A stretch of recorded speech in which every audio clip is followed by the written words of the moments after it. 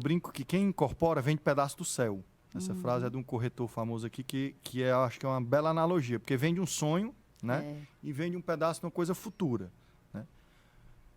A legislação de incorporação, que trata da incorporação, é uma lei de 1964. Muita gente fala hoje no Código de Defesa do Consumidor, Michele, o Código de Defesa do Consumidor é de 1991. E a primeira legislação que protegeu algum consumidor no Brasil foi a lei de incorporação. Para você ter ideia, ela hoje continua valendo, obviamente sofreu muita alteração para se adequar à realidade do mercado e dos negócios, mas ela foi a primeira legislação para proteger o consumidor. Por quê?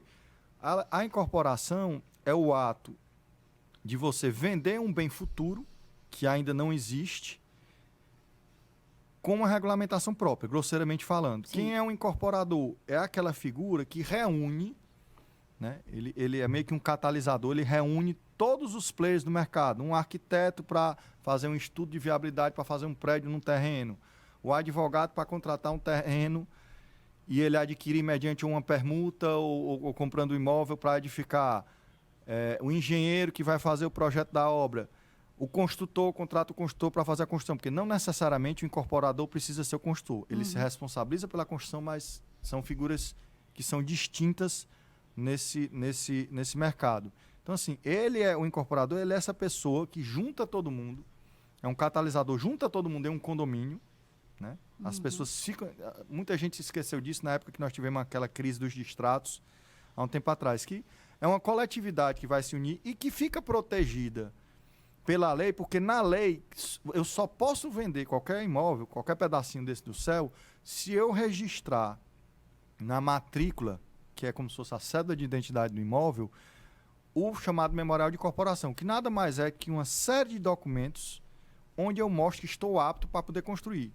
É o alvará de construção, são os projetos arquitetônicos, né? Hidrossanitário, a futura convenção de condomínio. É o equivalente ao manual do carro quando a gente vai comprar. Lá tem tudo, ele é obrigado a arquivar tudo, inclusive o tipo de especificação. Eu vou usar um porcelanato ou uma cerâmica tal, ele é obrigado a dizer e você vai comprar sabendo exatamente o que você vai receber. Então, isso é uma maneira de proteger o consumidor, além de outros instrumentos que a gente pode falar aqui mais na frente. Então, assim, a incorporação é esse ato de reunir todas as pessoas para que eu possa lançar um empreendimento imobiliário futuro. Tudo é quando eu trato de futuro. Fábio, se eu estou vendendo um negócio pronto, eu preciso fazer a incorporação, registrar a incorporação? Não. Eu vou construir um prédio só para alugar. Preciso incorporar, registrar a incorporação? Não. Só quando eu trato de venda, porque a lei trata e protege quem compra. Quem compra, por exemplo, pode levar o seu contrato a registro e já resguardar o seu pedaço, a sua fração ideal no imóvel. E tem uma série de outras proteções que a gente pode falar um pouquinho mais na frente. Perfeito, perfeito, super claro. E uma coisa que você tocou aí, que eu quero também puxar um pouquinho aqui novamente, é em relação à lei dos distratos, né, que é tão recente e que realmente existia um desequilíbrio que não estava saudável para a cadeia, né, da construção civil, que era naquele momento que nós passamos aquela crise, existiram muitos distratos e os incorporadores também, e construtores, sofreram muito com isso. Então, fala um pouquinho como é que funciona hoje essa lei do distrato, né? O que é de direito para cada parte? Tá, então vamos por partes, né? Meu boi de bife. Primeiro que a turma batizou a lei dos distratos, mas o termo tecnicamente não está correto. Distrato é quando eu e você, de comum acordo, resolvemos desfazer uma relação. Né? Então, o que aconteceu naquela época foi uma série de pessoas que estavam entrando judicialmente, ou não, pedindo para desistir do contrato. Certo?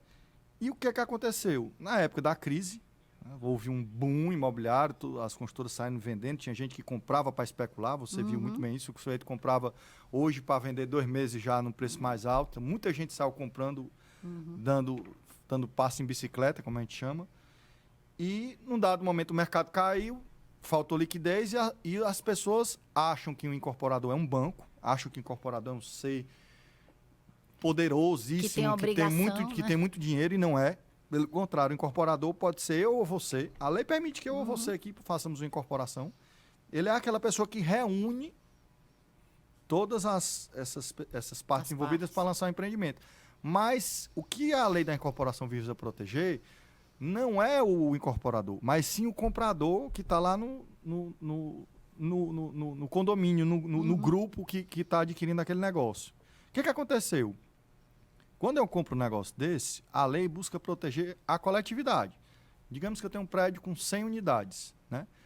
E para eu conseguir construir esse prédio, para eu viabilizar a venda, eu preciso vender pelo menos 70% desse prédio. O resto eu vou vendendo à medida que eu construo, mas no lançamento eu tenho que vender 70%. O que acontecia?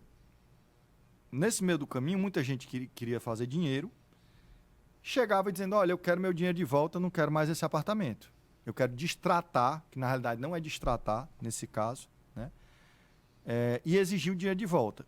O que, pela lei, naquela época e hoje, teve uma mudança na lei só para confirmar. No Brasil tem coisa que, às vezes, a gente precisa dizer novamente para o judiciário acreditar, né? E exigiam que o incorporador saísse devolvendo, vomitando, entre aspas, perdão da palavra, o dinheiro de uma vez. E o incorporador, o que aconteceu? O judiciário nosso, com todo respeito, tem ótimas exceções, mas tarda e falha, né? Sempre paternalista, sem entender o que é uma incorporação, porque é difícil um juiz normal, generalista entender o que é uma incorporação. Começaram a determinar que os incorporadores devolvessem o dinheiro desses compradores de uma vez só, ainda mais para complicar. E corrigido, né? E corrigido. O que acabou acontecendo? Muita gente quebrou, muito incorporador quebrou e muita incorporação se inviabilizou. E mal sabia esse juiz que enquanto ele estava, aspas, tentando proteger um comprador que era menos hipossuficiente, como se chama, uma pessoa que não tem tanta condição, ele estava prejudicando toda a coletividade dos outros que compraram. Porque aí, desses 70% vendido, eu ia para uma massa de 30% ou 40% vendido e eu não conseguiria terminar a obra. Né? Até porque aquele dinheiro recebido já estava empregado em tijolo, cimento, areia. Tijolo, cimento, tudo. Já estava colocado na obra. Então, assim, a lei, ela é muito sábia ao dizer que esses contratos são irrevogáveis e retratáveis, certo, Michele? Ou seja, quando eu tomo uma decisão de comprar um imóvel na planta, eu não posso desistir, certo? O que pode acontecer é eu ficar inadimplente e o contrato ser resolvido, que é o termo técnico, por inadimplência da pessoa, né? E era isso que as construtoras tentaram mostrar ao judiciário, e o judiciário não entendia. E aí, ao meu ver, faço meia-culpa até como advogado do setor, não soube se mostrar para o judiciário, olha, o que está aqui não é uma construtora mega poderosa que o pessoal achava que era banco, versus uma pessoa que não tem essa condição toda. Não. Então, aqui, um grupo de 40 pessoas que vão ser prejudicados porque eu vou ter que sair devolvendo de 1, 2 ou 3, devolvendo esse dinheiro todo. Então, é uma coletividade versus as pessoas soltas. Então, a lei veio tentar regulamentar isso, né? Porque o judiciário começou a fazer cortesia com chapéu alheio e condenar as incorporadoras a devolver o dinheiro e a inviabilizar e a quebrar o mercado. Como algumas construtoras ainda ficaram no caminho naquela época, né? O que a lei fez?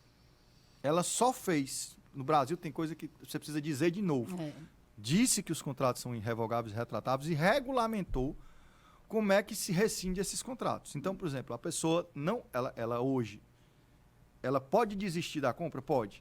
Num período de 7 dias após ela celebrar o contrato, né, que é o período que a gente chama de reflexão. É aquele cara que comprou na emoção, botou a cabeça no travesseiro, pensou bem, nesse caso ele pode desistir. Mas depois disso, tomada a decisão, não tem volta. Então, se ele amanhã não quiser mais continuar com o negócio, ele vai ser penalizado, certo? E essa penalização pode chegar até, porque aí entendeu-se na lei, de valorizar a coletividade. Ele pode chegar a perder até 50% do que ele pagou.